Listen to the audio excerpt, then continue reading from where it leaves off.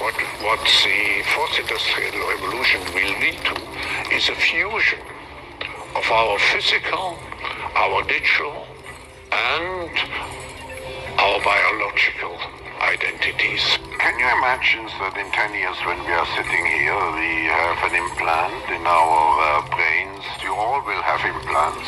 And we measure your brain wave. It is possible to connect the brain directly to a computer now. We're going to combine with that intelligence. We're going to become a merger of biological and non-biological intelligence. Well, it will definitely happen. I was talking about 6G earlier, which is around 2030.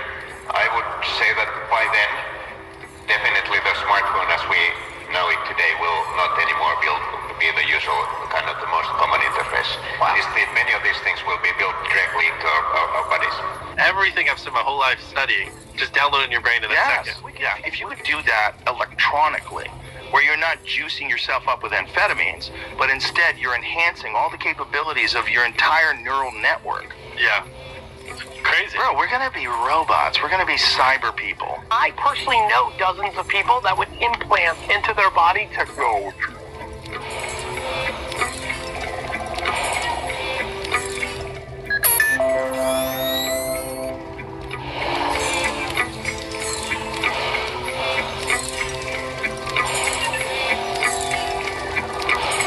It's obviously only a matter of time until convergence allows us to match the number one tool of the next century, and that would be the computer. It would allow you to make telephone calls without having a cell phone, allow you to surf the web without having to monitor. Well, what? Show me how. So if I had a chip embedded in my head, I could make a telephone call by you could just start talking. Call mom. Yeah.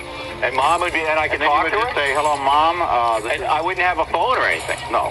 And so you'd have to have some body language so people would know what you were doing. Let's say you're standing at the American Airlines terminal. Yeah. And you're calling the Advantage desk and saying, I've missed my flight. Do you have any seats at 10 o'clock? Mm-hmm. Okay, if you're standing there saying that, somebody's going to look at you like you're one of these crazy... But not if everybody at the church, they'd all know what was going on. Well, but you would do this.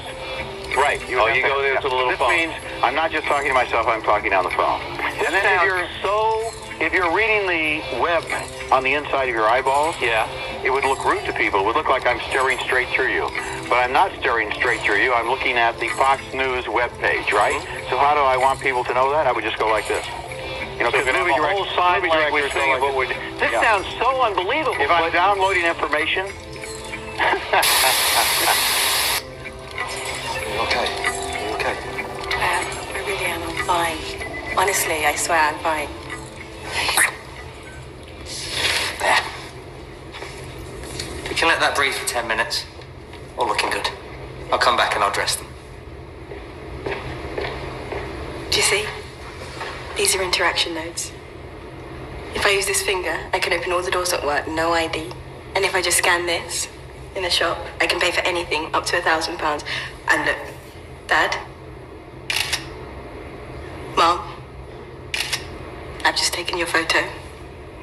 Send and send. It doesn't need the sound effect. I just added that because it makes me laugh. You promised me they wouldn't touch your eyes. Not after last time. That was years ago. Grand's had stem cells in her eyes since then. They inserted the tiniest wafer into my brain and... oh my God, look at the result. Synced us up. No keyboard. I don't need a keyboard ever again. You did that by thinking? It can't read my mind. Not yet, but the wafer tracks activity in the neural pathway and micro movements in the retina to predict what I'm thinking. But that is reading your mind. So why do you need the operation? I'm trying to explain it in ways you can understand, but the connection is so much more. While we were talking, at exactly the same time, I wondered about the 80 days of rain, where it came from, why it was, what comes next. And I keyed into satellites just 30 seconds ago, so I can see the course of El Nino, and I can tap into pressure sensors along the Atlantic coast and barometric readings from the ships at sea. If I put all of that together, I'm there. I'm inside it, the tide, the depth of the sea, and the curl of the waves within me. And right now in Charles Street, Pasadena, a 15-year-old girl called Effany Cross has written her first song and put it online, and she's got the sweetest voice. So when I combine all of that It's joy. In my head, it is absolute joy.